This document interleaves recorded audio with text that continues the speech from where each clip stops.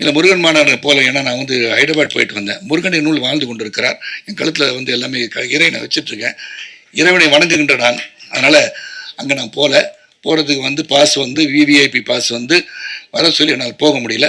வர 7க்கு வந்து ஒரு பதிவு செய்து அனுப்பியிருந்தேன். பார்த்திருப்பீர்கள் அன்பு தோழர் என்று நினைக்கிறேன்.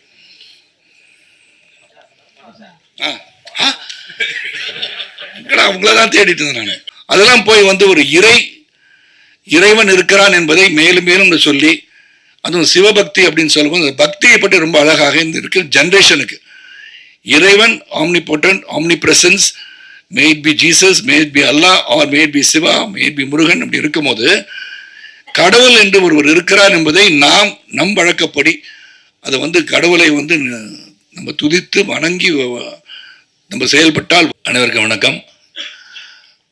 காலத்தாமதத்துக்கு வருந்துகிறேன். ஏன்னா 1:30 மணிக்கு வரேன், 1 மணிக்கு வரேன், இல்லை நீங்கள் 2 மணிக்கு வந்தால் போதுன்னு சொன்னாங்க.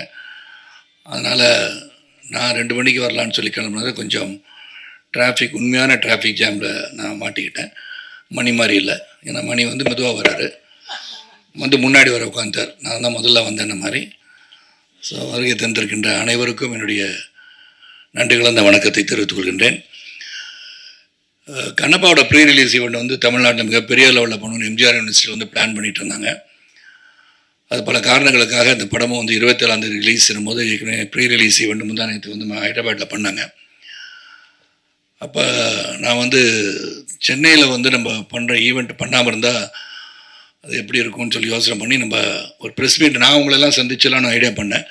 அப்புறம் விஷ்ணுகிட்ட சொன்னேன், என்ன அங்கிள் நம்மளே பண்ணிடலாம், நீங்கள் அங்கே கொஞ்சம் ரெப்ரசென்ட் பண்ணியிருக்கேன்னு சொல்லி. இங்கே யாரெல்லாம் இருக்கும்போது எடிட்டர் இருந்தாங்க, சம்பத்ராம் இருந்தாங்க, அப்கோர்ஸ் டிஸ்ட்ரிபியூட்டர் என் அருமை சகோதரர் சக்திவேல் சார் இருந்தாங்க. ஸோ அவங்களாம் வச்சு நாங்கள் பண்ணிடுறோம், என்னதான் இருந்தாலும் கிளிட்ஸ் அண்ட் கிளாமர் கொஞ்சம் இருந்தால் நல்லாயிருக்கும்னு சொல்லி விருப்பப்பட்டு நீங்கள் பார்த்துட்டு இருந்தேன். நான் பார்த்தேன். ஏன்னா சில பேர் கேட்டாங்க, என்ன போன தடவை மதுபாலா வந்தாங்க வரலையான்னு கேட்டாங்க. ஸோ இந்த மாதிரி கேள்வி வந்து கேட்டவங்களாம் இருக்காங்க, 3வது ரோல் உட்காந்துருக்காங்க. அதனால் அதுக்கெல்லாம் நான் ஒரு ரெப்ரஸன்டேஷனாக வந்திருக்கேன். அதனால் அவங்களாம் அடுத்த முறை அவங்க வந்து ரிலீஸ் ஆன பிறகு படம் வந்து ப்ரிவியூ ஷோ போடும்போதாச்சும் வர வைக்கிறதுக்கு ட்ரை பண்ணுற மணி அதை கூட சொல்லிடுறேன். ஸோ இந்த படத்தை பற்றி சொல்லணும்னா ஒன்லைன் ஸ்டோரி தான். அது கண்ணப்பான்னு சொன்னால் ஒரே லைன் தான் ஸ்டோரி. காளஹஸ்தி ஈஸ்வரன்னா சிவபக்தர்களே ஒரு சிறந்த பக்தராக 63 நாயனார்கள் ஒருவராக தான் கண்ணப்ப நாயனார். ஏற்கனவே கன்னடத்தில் வந்து ராஜ்குமார் சாரும் அப்புறம் வந்து உங்கள் ரெபல் ஸ்டார் கிருஷ்ணம் ராஜு சார்லாம் அந்த படம்லாம் கண்ணப்பா தழுவிய கதைகள்லாம் பண்ணிட்டாங்க. இந்த கதையை வந்து விஷ்ணுவின் கோணம் தான் சொல்லணும். ஏன்னா ஒரு பிலீவர் நான் பிலீவர்களில் ஒரு போராட்டம் தான் ஃபர்ஸ்ட் ஹாஃப். அதுக்கப்புறம் எப்படி அவர் வந்து ஒரு இவ்வளோ பெரிய சிவபக்தனாக மாறியதுக்கு காரணம் என்ன தான் அந்த படத்தோட கரு. இது வந்து முதல்ல ஒன்று நான் சொன்னால் மோகன் பாபு சாருக்கும் விஷ்ணுக்கும் நான் வந்து என்னுடைய வாழ்த்துக்களை தொடர்ந்து சொல்லிக்கொண்டே இருக்க வேண்டிய அவசியம். ஏன்னா ஹெவன் ஆன் எர்த் அப்படின்னு சொன்னால் எங்கே இருக்குன்னு பார்த்தோன்னா, எங்கே வந்து இந்த சொர்க்கம் பூமி எங்கே இருக்குது அப்படின்னு தேடினோம்னா இந்த நியூசிலாண்டை போய் செலக்ட் பண்ணாங்க. அப்பொழுக்கற்ற ஒரு பூமியாக தெரிந்தது. நீங்கள் பார்த்தீங்கன்னா இந்த படத்தில் இருக்கிறதெல்லாம் நேச்சுரல் கலர்ஸ்ன்னு சொல்லலாம், தைரியமாக சொல்லலாம்.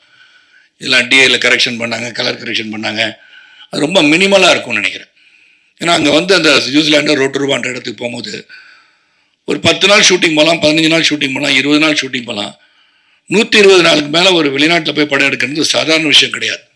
நான் பொருட்செலவை பற்றி நான் சொல்லவில்லை, அந்த எஃபர்ட்டு சொல்கிறேன். ஏன்னா ஒரு செரீன், பியூர், பியூட்டிஃபுல் பிளேஸ் இப்படி தான் வந்து அந்த காலத்தில் இப்படி தான் இருந்திருக்கும் இந்த உலகம் அப்படின்னு நினச்சி அதை செலக்ட் பண்ணியிருக்காங்க. அதுக்கு முதல்ல அதே ஒரு பெரிய கண்ணுக்கு குளிர்ச்சியான ஒரு உணர்வை ஏற்படுத்துகின்ற படமாக தான் நான் அதை பார்க்குறேன். நல்ல குளிர் தான். அந்த குழுவில் டிசிப்ளினோட அந்த வேலையை முடிக்கணும்னு சொல்லி ஒரு 7000 ஏக்கர்ஸில் ஒரு இடத்த வந்து பார்த்து அங்கே சில செட்டுகள் போட வேண்டியதா, வார் சீன் எல்லாத்தையும் பண்ணுகின்ற அளவிற்கு சிறப்பாக வந்து பண்ணாங்க. ஸோ ஹேட்ஸ் ஆஃப் டு மோகன் Babu sir and Vishnu Manju for the effort. அந்த பிஹைண்ட் அவங்க பின்னாடி இருந்த கேமராவுக்கு பின்னாடி இருந்த எல்லாருக்கும் என்னுடைய நன்றியை சொல்லணும். இல்லை ஆந்தனி சொன்னது மாதிரி, இப்போ சக்திவேல் சொன்ன மாதிரி சரி, சம்பத்ராம் சொன்ன மாதிரி, இதில் வந்து இந்த போராட்டம் வந்து ஸ்டார்டிங் வித் சின்ன வயசுலேருந்து பார்த்தீங்கன்னா அந்த சிறுவன் கல்லை தூக்கி எறிய இது கல்லுன்னு சொல்லி பராசக்தி போல வசனங்கள் பேசுகின்ற ஒரு காட்சி அமைப்பெல்லாம் அமைஞ்சிருக்கும். ஏன்னா ஒரு இது வந்து சக்தி எப்படி வருது, இந்த கல் தானே இது, இதுக்கெல்லாம் பலிலாம் கொடுக்குறோமே அப்படின்னு ஒரு பெரிய மனப்போராட்டத்தில் இருப்பவர் தான் தின்னான். நம்ம கண்ணப்பாக மாறுகிறார். நான் வந்து தின்னாவோட ஃபாதர் நாத்து நாடுவா நடிச்சிருக்கேன். ஏன்னா எனக்கு வந்து பல முறை வந்து மோகன் பாபு சார் 13-14 வருஷமாக இந்த படம் பண்ணு சார், அந்த படம் பண்ணுன்னு சொல்லும் போதெல்லாம் எனக்கு பண்ண முடியாமல் போச்சு. ஆனால் இந்த கதை வந்த உடனேயே அது முகேஷ் குமார் சிங் வந்து மிகப்பெரிய அளவில் மகாபாரத்தை டைரக்ட் பண்ணி பெரிய அளவில் வெற்றி கொடுத்துருந்தார். அவர் இன்னொரு ப்ராஜெக்ட் வச்சுருக்கார். மகாபாரதம் வந்து ஒரு 3000 கோடியில் பண்ணணுன்ற மிகப்பெரிய ஆசையோட அதை இன்னும் கொஞ்சம் பெருசாக பண்ணணும்னு ஆசைப்பட்டுருக்கார். அவர் கனவுகள் பலிக்கட்டும் சொல்லி அவரை வந்து செலக்ட் பண்ணி மோகன் பாபு சார் மகாபாரதம் வந்து ஹிந்தியில் வந்துச்சு, அவரை செலக்ட் பண்ணி கண்ணப்ப நாயனார் கதை எடுக்க சொன்னது வியப்பாக இருந்தாலும் சிறப்பாக எடுத்திருக்கிறான்னு சொல்லலாம். எனக்கு கொடுக்கப்பட்ட கேரக்டர் அதில் வந்து இந்த கான்ஃப்ளிக்ஸ் பிட்வீன் மீ அண்ட் தின்னா, அதாவது விஷ்ணு, ரொம்ப சிறப்பாக அமைஞ்சிருந்துச்சு என்னை பொறுத்த வரைக்கும். ஏன்னா எடுத்து ஆந்தனிக்கு தான் தெரியும், சிறப்பாக நடிச்சிருப்போம், சிறப்பாக அமைஞ்சிருக்கோம். எதை வெட்டினார், எதை தூக்குனார், எதை சேர்த்தாரு எனக்கு தெரியாது. ஆனால் நல்லபடியாக இருக்கேன்னு சொல்லிட்டாரு, அதே எனக்கு உத்தரவாதம் இருக்கேன்னா அதை சொல்ல முடியும். ஏன்னா இந்த மூவி இஸ் பிக், நம்ம எல்லாம் ஒன்றா சேர்ந்து அதில் இருக்கும்போது எந்த அளவிற்கு காட்சி தேவைப்படுகிறதோ அந்த அளவுக்கு இருந்தாலே போதும். அதுவும் இது ஒரு பேன் இண்டியா ஃபிலிம் சொல்கிறது வந்து பார்த்தீங்கன்னா அக்ஷய்குமார் வந்து, சிவன், காஜல், அப்புறம் பாருங்க அவர் மோகன் பாபு சார், மோகன்லால், பிரபாஸ், இதெல்லாம் வந்துருச்சு.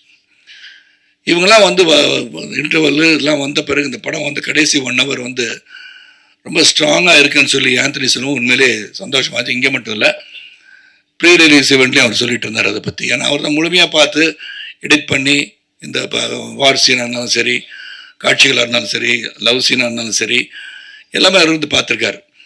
இதில் வந்து ஷெல்டன் சொல்லி யூஎஸ்லேருந்து கேமராமேன் ஷெல்டன், அவருக்கு உதவியாளர் பிரபுதேவா, பிருந்தா மாஸ்டர் கொரியோகிராஃபி பற்றி, அப்புறம் வந்து கெச்சான்னு சொல்லிட்டு ஹாங்காங்லேருந்து ஸ்டன் கொரியோகிராஃபர், இப்படின்னு பார்த்தீங்கன்னா பல தரப்பட்ட யுக்திகள் நிறைந்த அனுபவம் மிக்கவர்களை வைத்து இந்த படத்தை எடுத்திருக்காங்க. இங்கேயும் அந்த விதத்தில் எந்த ஒரு குறை வைக்கல.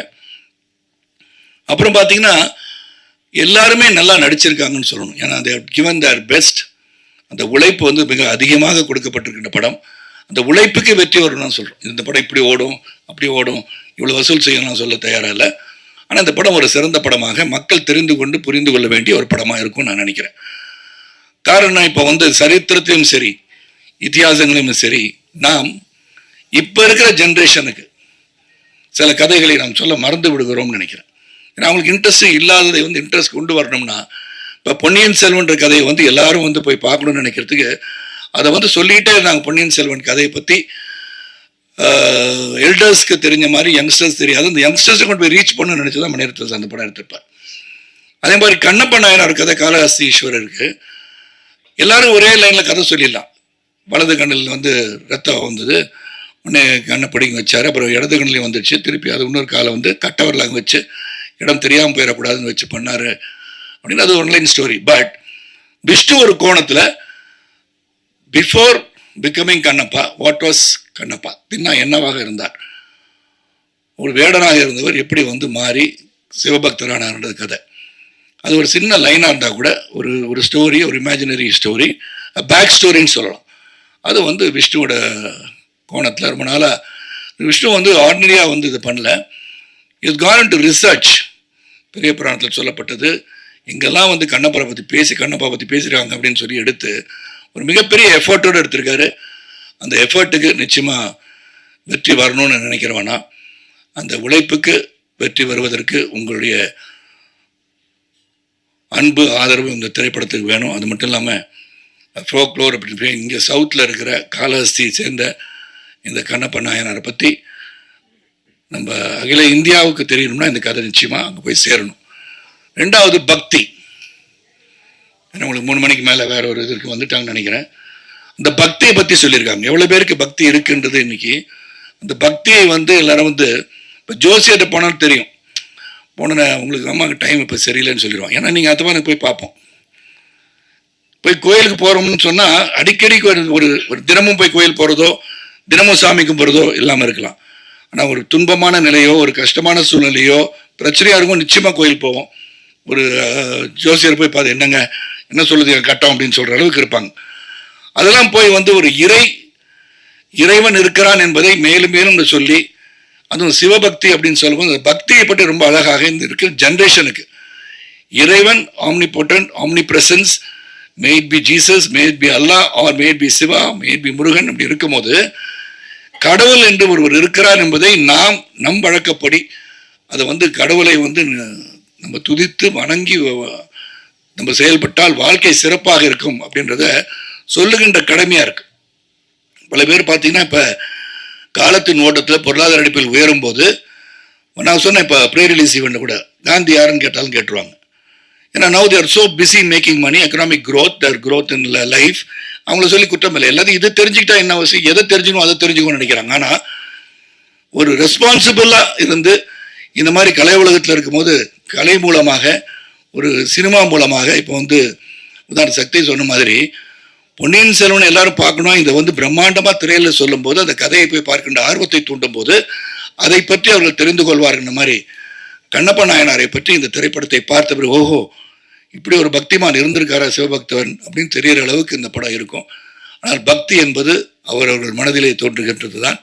அந்த பக்தி பரவசமோடு இருக்க வேண்டும் என்று சொல்கின்ற ஒரு படமாக இது அமையும் சொல்லி இந்த படத்தை அவங்களுடைய ஆதரவோடு, மக்கள் ஆதரவோடு இந்த படம் வெற்றியடைய வேண்டும் என்று இறைவனை வேண்டிக் கொள்கின்றேன். அதே சமயத்தில் ஆடியன்ஸ் வந்து எந்த படத்தை பார்த்தாலும் உங்களுடைய வியூ உங்கள் மனசில் வச்சுக்கோங்க. நீங்கள் தியேட்டர் உள்ளே உட்காந்துக்கிட்டு மொபைலில் மச்சான் உள்ளே வந்துடாதரா படம் நல்லா இல்லைன்னு சொல்லிடாதீங்க. ஏன்னா அந்த மாதிரி சொல்கிறனால என்ன ஆகிடுதுன்னா உங்கள் வியூ மேபி டிஃப்ரெண்ட். இங்கே இருக்க சில ஆடியன்ஸ் வந்து பிரபாஸ் இருக்கான்னு படம் பார்க்க வந்திருக்கலாம், சில பேர் மோகன் பாபு இருக்கான்னு படம் பார்க்க வந்திருக்கலாம். ஸோ உங்கள் வியூவில் இந்த படம் வந்து நல்லா இருக்கா நல்லா இல்லையன்றதை அவங்கவுங்க போய் திரையரங்குக்கு போய் ரிலீஸ் ஆகிற எந்த படமாக இருந்தாலும் அவங்க வியூவுக்கு விட்டுட்டிங்கன்னா இந்த திரையுலகம் சிறப்பாக இருக்குன்னு கூறி வரை தந்த அனைவருக்கும் மீண்டும் ஒருவை நன்றி கூறி இந்த கண்ணப்பா திரைப்படம் சிறப்பாக வருவதற்கு அந்த தயாரிப்பாளர் மோகன் பாபு, விஷ்ணு, இதில் உழைத்த அனைவருக்கும் என்னுடைய வாழ்த்துக்களை சொல்கிறேன். அதுவும் எடிட்டர் ஆந்தனி பற்றி சொல்லி ஆகணும். வெரி டெடிக்கேட்டட் ஒர்க்கர், 24/7 இந்த படத்தை எவ்வளோ உழைச்சிருப்பான்னு எனக்கு தெரிஞ்சானா அது பெரிய படம். அதை வந்து டு பிரிங் இட் டு ஒரு சிம்பிள், அவரே சொன்னார் லென்த் மாதிரி தெரியும் ஆனால் இருக்காதுன்னு அவரே சொல்கிறாரு. 6 படத்தை எடிட் பண்ணியிருக்கானா, நான் எங்கே இருக்கேன்னு தெரில. அது இல்லாட்டி எடிட்டர் ஆந்தனி வீட்டிற்கு நான் நிச்சயமாக சென்று அவருடன் காஃபி சாப்பிட்டு வரேன், வேறு ஒன்றும் இல்லை. அதனால் நல்ல ஒரு படத்தை, இந்த முயற்சி கடுமையான முயற்சி, அந்த முயற்சிக்கு படம் எடுத்திருக்கோன்னு சொல்லலாம். அந்த முயற்சி வெற்றி பெற உங்களுடைய வாழ்த்துக்களுடன் விடைபெறுகிறேன். நன்றி, வணக்கம். வந்திருக்கிற மீடியா, பிரஸ், பத்திரிகையாளர்கள் அனைவருக்குமே என்னுடைய முதற்கண் வணக்கத்தை தெரிவிச்சுக்கிறேன். மேடையில் இருக்கிற சரத்குமார் சாருக்கு என்னுடைய வணக்கத்தையும் மரியாதையும் தெரிவிச்சுக்கிறேன். ஏன்னா அவரோட அரசுலேருந்து இந்த பயணம் ஆரம்பித்து இது 8வது படம் அவரோட நடிக்கிறேன். பல வெற்றி படங்களில் அவரோட நான் சின்ன சின்ன கேரக்டரில் நடிச்சிருக்கேன். இந்த படத்துலையும் ஒரு முக்கியமான கதாபாத்திரத்தில் நடிச்சிருக்கேன். ரொம்ப ரொம்ப நன்றி சார். ஆரம்ப காலகட்டத்திலேருந்து எனக்கு வந்து சப்போர்ட் பண்ணிகிட்ருக்கீங்க. அரசு படம் முடிஞ்ச உடனே அவர் வந்து எனக்கு KS ரவிக்குமார் சார்கிட்ட இப்போ அவர் ஷூட்டிங் ஸ்பாட்டில் இருக்கும்போது என்னை இன்ட்ரடியூஸ் பண்ணி இவருக்கு ஏதாவது நல்ல கேரக்டர் கொடுங்கன்னுலாம் சொல்லி என்னை ரெக்கமெண்ட் பண்ணியிருக்காரு. என்னுடைய நன்றியை தெரிவிச்சுக்கிறேன் சார். அதே மாதிரி எடிட்டர் ஆண்டனி சார், சைனர் அப்படிங்கிற ஒரு கன்னட படம் நான் பண்ணும்போது அவர் தான் அந்த படத்தோட எடிட்டரு. அதுதான் என்னோடய ஃபஸ்ட்டு படம் அவருடைய எடிட்டிங்கில் வருது. ரொம்ப ஒரு அற்புதமான ஒரு எடிட்டர், எல்லாருக்கும் தெரியும். இந்த படத்தில் அவருடைய ஒர்க்கு வந்து அந்த அளவுக்கு பேசப்படும். லாஸ்ட்டு சனிக்கிழமை ஹைதராபாத்தில் நடந்த இந்த கண்ணப்பா திரைப்படத்துடைய ப்ரீ லான்ச் ஈவெண்ட் வந்து அவ்வளோ கிராண்டாக நடந்தது. அதாவது அந்த ஈவெண்ட்டே வந்து ரொம்ப சக்ஸஸ்ஃபுல்லான ஒரு திரைப்படத்தை முன்ன பார்த்த மாதிரி ஒரு சந்தோஷம் கிடைச்சிது. அதில் படம் பார்த்த பிரம்மானந்தம் சார், அப்புறம் ரைட்டர் ரவி சார், அப்புறம் எடிட்டரு நம்ம ஆண்டனி சார், இவங்க எல்லாருமே சொன்னது என்னன்னா, after the entry of Prabhas sir இந்த படம் வந்து வேற லெவலில் இருக்கும் அப்படின்னு தான் எல்லாருமே பார்த்தவங்க எல்லாருமே சொன்னாங்க. ஏன்னா அந்த அளவுக்கு வந்து இந்த படம் டைம் போகிறதே தெரியாத அளவுக்கு மிக பிரம்மாண்டமாக ஃபர்ஸ்ட் கிளாஸாக வந்திருக்குன்னு படம் பார்த்தாங்க எல்லாருமே. அதாவது நம்ம சும்மா சொல்கிறதுக்கும் அடி மனசுலேருந்து சொல்கிறதுக்கும் நிச்சயமாக நம்ம பார்க்கும்போதே தெரியும். ஸோ அந்த அளவுக்கு படம் பார்த்த ஒரு 3-4 பேர் தான் பேசினாங்க அதை பற்றி. அடி மனசுலேருந்து அவ்வளோ சந்தோஷமாகவும் அவ்வளோ நம்பிக்கையாகவும் இந்த படத்தை பற்றி சொல்லியிருக்காங்க. நிச்சயமாக இந்த படம் வந்து 100% ஒரு வெற்றி படமாக எல்லாருக்கும் பிடிச்ச ஒரு படமாக இருக்கும் நான் ஆணித்தரமாக சொல்கிறேன். அதே மாதிரி இந்த படத்தோட மியூசிக் டைரக்டர் ஸ்டீஃபன் தேவஸ் சி. உண்மையிலே அவர் ஒரு ஹீரோ ஆஃப் த ஃபிலிம் சொல்லணும். ஏன்னா அன்னைக்கு விழாலே வந்து கலக்குனாரு முந்தானத்து ஹைதராபாத்ல. அந்த அளவுக்கு அவரோட சாங் வந்து எல்லாருமே ஏத்துது. சரஸா கூட அந்த சாங் ஒன் மோர் போடுங்க அப்படின்னு அவருக்காக ஒன் மோர் கூட பாடி காமிச்சாங்க. ஸோ அந்த அளவுக்கு வந்து சாங்ஸும் ரொம்ப சூப்பராக வந்திருக்கு. அதே மாதிரி இதோட ஆர்ஆர் வந்து எக்ஸ்ட்ராடனரியாக வந்திருக்கும் அப்படின்னு படம் பார்த்தவங்க எல்லாருமே சொல்றாங்க. நிச்சயமா இந்த படம் எல்லாருக்குமே பிடிச்ச ஒரு படமா இருக்கும். இந்த மொத்த குழுவுமே இன்னைக்கு வந்து இங்க ஒரு பெரிய ஈவெண்டா நடத்தலான்னு தான் இருந்தாங்க. பட் இந்தியா முழுக்க பல நகரங்களுக்கு போய் இந்த படத்துடைய ப்ரீ லான்ச் ஈவெண்ட்ஸ் நடத்துறதுனால, அடுத்தடுத்து வர வெள்ளிக்கிழமை ரிலீஸ் ஆகிறதுனால இதை ரெப்ரசன்ட் பண்ணுறதுக்கு இந்த சின்ன குழு மட்டும் நாங்கள் மட்டும் வந்திருக்கோம். இந்த படத்தை நீங்கள் எல்லாரும் மக்கள்கிட்ட கொண்டு போய் சேருங்க. இந்த மாதிரி படங்கள், சரித்திர முக்கியத்துவம் வாய்ந்த படங்கள் வந்து இது மக்கள்கிட்ட போய் சேர்ந்தா தான் இது வந்து ஒரு சக்ஸஸ்ஃபுல்லான ஒரு படமாக அமையும். அதுக்கு நீங்கள்லாம் சேர்ந்து இந்த படத்தை மக்கள்கிட்ட கொண்டு போய் சேர்க்கணும். இந்த படத்தை எல்லாருமே தியேட்டரில் போய் பார்த்து உள்ளே போயிட்டாங்கன்னா நிச்சயமாக என்ஜாய் பண்ணுவாங்க. ஸோ அது போக வைக்க வேண்டியது உங்களுடைய கையில் தான் இருக்குது. வாய்ப்புக்கு நன்றி. இந்த படத்துடைய ப்ரொடியூசர் நடிகர் மோகன் பாபு சாருக்கு என்னோட மனமார்ந்த நன்றியை தெரிவிச்சுக்கிறேன். ஏன்னா அவர் இல்லைன்னா இந்த படத்தில் நான் இல்லை. 2002 அவரை முதல்ல சந்தித்தேன். என்னோட நண்பன் கோலா ஆனந்த் அவர் தான் என்னை இன்ட்ரடியூஸ் பண்ணார். அன்னிலேருந்து தொடர்ந்து அவரை ஃபாலோ பண்ணி விஷ்ணு மஞ்சு சாருடைய முதல் படமான விஷ்ணு அப்படிங்கிற தெலுங்கு படத்தில் ஒரு சின்ன கேரக்டரில் வாய்ப்பு கொடுத்தாரு. அதுக்கப்புறம் காயத்ரி அவர் ஹீரோவாக பண்ண படத்தில் வாய்ப்பு கொடுத்தாரு. அதுக்கப்புறம் இந்த படத்தில் ஒரு முக்கியமான கதாபாத்திரம் கொடுத்துருக்காரு. ஸோ தொடர்ந்து முயற்சி பண்ணால் நிச்சயம் ஒரு நல்ல நிலைமைக்கு வருவோங்கிறதுக்கு இதுவும் ஒரு சின்ன உதாரணமாக நான் எடுத்துக்கிறேன். ஏன்னா தொடர்ந்து அவரை ஃபாலோ பண்ணி இங்கேருந்து திருப்பதியில் போய் பார்ப்பேன். அவர் எப்போயாவது காலாஸ்டிக்கு வந்தாருன்னா அங்கே போய் பார்ப்பேன். ஹைதராபாத்தில் போய் பார்ப்பேன். சென்னையில் அவர் இருக்கும்போது சென்னையில் வந்து பார்ப்பேன். இப்படி அவரை தொடர்ந்து ஃபாலோ பண்ணி அட்லாஸ்ட் ஒரு நல்ல ரோல், ஒரு நல்ல படத்தில், அதுவும் இவ்வளோ ஸ்டார் காஸ்ட், பிரபாஸ் சார்லேருந்து அக்ஷய்குமார் சார்லேருந்து இவ்வளோ பெரிய ஸ்டார் காஸ்ட் உள்ள ஒரு படத்தில் எனக்கும் ஒரு கேரக்டர் கொடுத்துருக்காரு. ஃபார் த ஃபர்ஸ்ட் டைம் தெலுங்கில் நான் இது வந்து எனக்கு 10ஆவதோ இல்லை 11ஆவது படம்னு நினைக்கிறேன். எனக்கு தனியாக ஒரு போஸ்டர் போட்டது இந்த படத்தை தான். ஏன்னா அதுக்கு நான் மிகப்பெரிய என்றென்றும் நான் கடமைப்பட்டிருக்கணும். மோகன் பாபு சாருக்கு மிகப்பெரிய ஒரு நன்றியை சொல்லிக்கிறேன். ஸோ என் கேரக்டருக்கும் ஒரு இன்ட்ரடக்ஷன் கேரக்டர் சம்பத் ராம் போட்டு என் கேரக்டரை பற்றி ஒரு போஸ்டர்.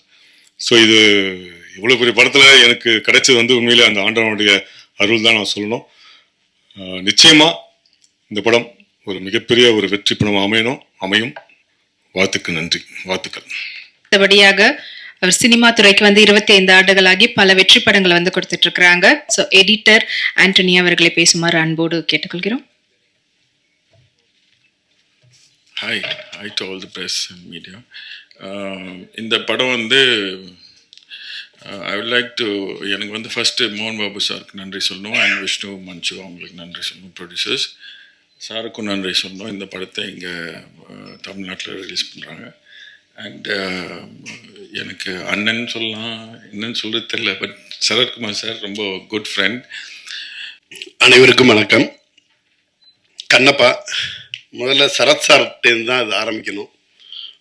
திடீர்னு ஒரு நாள் ஃபோன் பண்ணாங்க, கண்ணப்பா படம் தமிழ்நாடு ரிலீஸ் பண்ணுறீங்களா? சார் என்ன சார் கேட்குறீங்க, ஒரு பேன் இண்டியா ஃபில்மு சார், அது ஆப்பர்ச்சுனிட்டி சார். இது நீங்கள் சொல்கிறது வந்து ஆப்ஷன் கிடையாது, ஆப்பர்ச்சுனிட்டி அப்படிங்கிற லெவலில் நான் தாட்டு சொன்னேன். இல்லை ஆக்சுவலாக வந்து தமிழ்நாடு ரிலீஸ் பற்றி நான் பேசிக்கிட்டு இருக்கும் பொழுது நான் உங்கள் பேரை சொல்லலாம் அப்படின்னு யோசித்தேன். நான் உங்கள்கிட்ட சொல்லாமல் சொல்லக்கூடாதுன்னு சொல்லிட்டு ஜஸ்ட் கால் பண்ணேன்.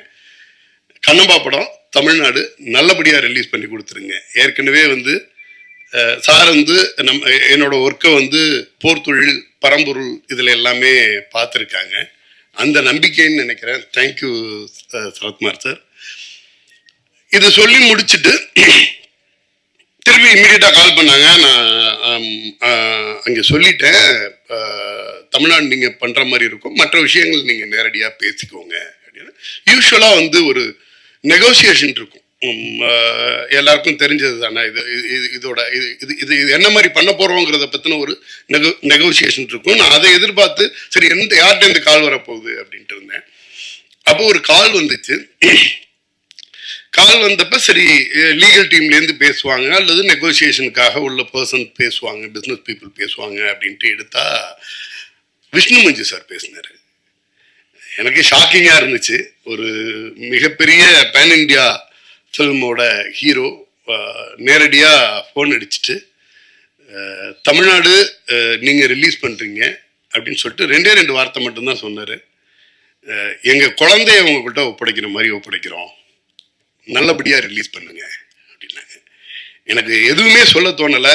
ஒரு சின்ன நெகோசியேஷன் இல்லை.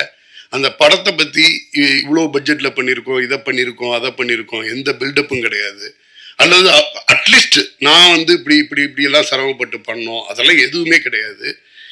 ஒரே வார்த்தையில் அதை முடிச்சாரு. எங்கள் குழந்தைய உங்கள்கிட்ட ஒப்படைக்கிறோம், நல்லபடியாக ரிலீஸ் பண்ணுங்க அப்படின்னு. எனக்கு ஒரு மாதிரி சிலிர்ப்பாக இருந்துச்சு. இவ்வளோ பெரிய படம் பண்ண ஒரு ஹீரோ ஜென்ரலாக ஒரு படத்தை பற்றி அந்த படத்தோட ஹீரோ நேரடியாக ஃபோன் பண்ணி பேசுறதுங்கிறது வந்து ரொம்ப ரொம்ப கம்மியாக இருக்கும். அந்த சினிமா மேலே உள்ள பேஷன் அல்லது லவ் அவரை வந்து அது மாதிரி சொல்ல வச்சிருக்கு அப்படின்னு. அது முடிச்சுட்டு ட்ரெய்லர் பார்க்குறேன். அதுக்கு பிறகு அந்த ட்ரெய்லர் வருது. ட்ரெய்லர் பார்க்குறேன். ட்ரெய்லர் பார்த்தா அந்த சிவலிங்கத்தை அவர் போய் கட்டி பிடிக்கிற ஒரு சீன் பார்த்தா அவர் பேசுனதும் அதுவும் வந்து ஒன்னா ரிலேட் ஆச்சு. அந்த சிவனை கிட்டத்தட்ட ஒரு குழந்தை மாதிரி போய் நான் பார்த்துக்கிறேங்கிற லெவல்ல பயங்கரமா இருந்துச்சு. ஆக்சுவலா வந்து என்னன்னா அந்த அந்த அந்த சினிமாவை அவர் எந்த அளவு காதலிச்சாரோ அந்த படத்தை எந்த அளவு காதலிச்சிருக்காருங்கிறது வந்து அவரோட வார்த்தைக்கும் அந்த ஃப்ரேம்ல உள்ள அந்த ஃப்ரேமுக்கும் என்னால் ஈஸியா கனெக்ட் பண்ண முடிஞ்சிச்சு. மிகப்பெரிய ஸ்டார் காஸ்ட் எல்லாம் சேர்ந்து ஒரு பெரிய பொருட்செலவுல பண்ணப்பட்ட படம். அதை விட நமக்கு இன்னொரு சந்தோஷமான விஷயம், நம்ம ஒவ்வொருத்தருமே இங்க உள்ளவங்கள எனக்கு தெரிஞ்சு ஒரு 99% கண்டிப்பா கண்ணப்பா கதையை வந்து ரொம்ப நுட்பமா சின்ன வயசுல இருந்தே கேட்டு பழகிருப்போம். நமக்கு வந்து இப்ப இன்னைக்கு பொன்னியின் செல்வமா இருக்கட்டும், அந்த காலத்துல வந்து சம்பூர்ண ராமாயணமாகட்டும் இருக்கட்டும், அல்லது மகாபாரதத்தை தழுவி எடுக்கப்பட்ட திரைப்படங்களா இருக்கட்டும், காலங்காலமா நம்ம கேட்டுக்கிட்டு இருக்க கதையை பெரிய ஸ்கிரீன்ல நமக்கு பிடிச்ச ஆர்டிஸ்டோட பார்க்கும் பொழுது அந்த ஆடியன்ஸுக்கான கனெக்டுங்கிறது வேற ஒன்றா இருக்கு. பொன்னியின் செல்வன் எடுக்க ஆரம்பிக்கும் போதே எல்லாருக்கும் தெரியும் வெற்றி படம் அப்படின்னு. ஆனா அது அவ்வளவு பெரிய வெற்றி படங்கிறது வந்து எல்லாரும் நினைச்சதை விட 2 மடங்கு அதிகமா பண்ணுச்சு. இந்த கண்ணப்பா அப்படிங்கிறது வந்து ஒரு பக்தியை நோக்கி அல்லது சிவனை நோக்கி ஒரு சிவனடியாரோட அல்லது வந்து சிவன் பக்தி உள்ளவங்க அல்லது கடவுள் பக்தி உள்ள ஒவ்வொருத்தருமே அந்த கண்ணப்பா கதை கேட்கும் பொழுது அதை விட உயர்வா ஒரு பக்தியை வந்து சொல்லிட முடியாது. நம்ம எல்லாம் அதை கேட்டுதான் வளர்ந்துருப்போம். தமிழ்நாட்டில் உள்ள சின்ன குக்கிராமங்கள் வரைக்கும் அந்த கதை வந்து மறுபடி பாட்டிகளால அம்மாக்களால அக்காக்களால திருப்பி சொல்லப்பட்டு கேட்டு வளர்ந்த நம்ம தான். அதை வந்து மிக சின்ன லெவல்ல பண்ணாம ரொம்ப பிரம்மாண்டமா பண்ணியிருக்காங்க. பேன் இண்டியா ஆர்டிஸ்டா இன்னைக்கு வந்து ஹிந்திலேருந்து தெலுங்குலேருந்து மலையாளத்துலேருந்து கன்னடம்லேருந்து அவ்வளோ ஆர்டிஸ்ட் தமிழ் இண்டஸ்ட்ரியிலேருந்து நம்ம சரத்குமார் சார் வந்து அவரோட ரோல் வந்து ட்ரெய்லர்லேயே ரிவீல் பண்ணிட்டாங்க. எனக்கு ரொம்ப ஒரு தலைவன் கடவுள் மேல ரொம்ப பக்தியா இருக்கக்கூடிய ஒரு தலைவனுக்கும் தன்னோட பையன் பெரிய அளவுல பக்தி மார்க்கத்துல இனிஷியலா இல்லாத ஒருத்தருக்குமான ஒரு கனெக்ஷனை ஸ்டார்ட் பண்ணி ஓப்பன் பண்ணாங்க ட்ரெய்லர்லேயே. ஆலயம் ப்ரொடக்ஷன்ல தசரதன் ஒரு படம் சார் ஹீரோவா பண்ணியிருப்பாங்க. அதுல வந்து ரொம்ப சாத்தியத்தை சொல்லிக்கிட்டு இருக்க சிவகுமார் ஐயாவுக்கு பையனா ரொம்ப ஆக்ரோஷமா ஒரு போலீஸ் அதிகாரியா வருவாரு சாரு. அது வந்து ஒரு அந்த காலகட்டத்தில் இருக்கக்கூடிய கரண்ட்ல உள்ள ஒரு ஸ்டோரி. பழைய இது பார்க்கும் பொழுது எனக்கு வந்து சிவகுமார் சாரோட பையனா நடித்த சரத்குமார் சார் இன்னைக்கு வந்து விஷ்ணுமஞ்சி சாரோட அப்பாவா ஒரு தலைவனா ஒரு முக்கிய இடத்தோட ஒரு கூட்டத்தோட குழுவோட தலைவனா ரொம்ப அழகா எனக்கு கனெக்ட் ஆச்சு. அது என்னென்ன சாதாரணமாகவே அந்த மாதிரியான ஒரு கேரக்டர் வந்து ரொம்ப அழகா பண்ணிட்டு போகக்கூடிய ஆள் சரத்குமார் சார். அது ரொம்ப பொருத்தமாகவும் இருந்துச்சு. இந்த திரைப்படம் பட்டி தொட்டி எல்லாம் வந்து மிகப்பெரிய அளவில் வெற்றி பெறணும். இது வந்து என்னன்னா ஒரு உயர்ந்த நோக்கத்துக்காக ஏதோ சும்மா ஒப்பேத்தலோ இதுவோ இல்லாம நிறைய உழைப்புகளோடையும் கனவுகளோடையும் தயார் பண்ணியிருக்காங்க. ஜென்ரலா நம்ம எடிட்டர் ஆண்டனி சாரோட கத்திரி மட்டும்தான் பேசும். அவரே இவ்வளவு நேரம் பேசியிருக்காருன்னா அது வந்து என்னன்னா படத்துல விஷயம் இல்லாம அவ்வளவு நேரம் பேச மாட்டாரு. ஆக்சுவலா இந்த படத்தோட கிளைமேக்ஸ் 1 hour கூஸ் பம்ப் அப்படின்னு சொல்லி ஒரு எடிட்டர் சொல்றது, அது மற்ற எடிட்டரை கூட சொல்ல வச்சிடலாம், அவரை சொல்ல வைக்க முடியாது. அவர் 2 வாரத்துக்கு மேல பேச மாட்டார். எனக்கு தெரிஞ்சு அதிகமா பேசி நான் அவரை பார்த்தது இந்த ஸ்டேஜில் தான். சம்பத்ராம் சார் நான் சோசியல் மீடியாவில் பார்த்துட்டு இருப்பேன். இப்போ இல்லை, இந்த படத்தோட சின்ன அப்டேட் இருந்துச்சுன்னா கூட அதை வந்து பயங்கரமா எடுத்து ப்ரெசென்ட் பண்ணிட்டு இருப்பாரு. ஒரு ஆர்டிஸ்டா அவரோட கேரக்டர் அதுல இருந்துச்சுன்னா கூட அந்த படத்தை அவ்வளவு லவ் பண்ணதுனால தான் அந்த படம் வந்து எவ்வளவு முக்கியமான படம்ங்கிறது அவருக்கு தெரிஞ்சிருக்கு. அத்தனை தரம் திருப்பி அந்த சோசியல் மீடியாவில் எடுத்து அதை வந்து புஷ் பண்ணிக்கிட்டே இருப்பாரு.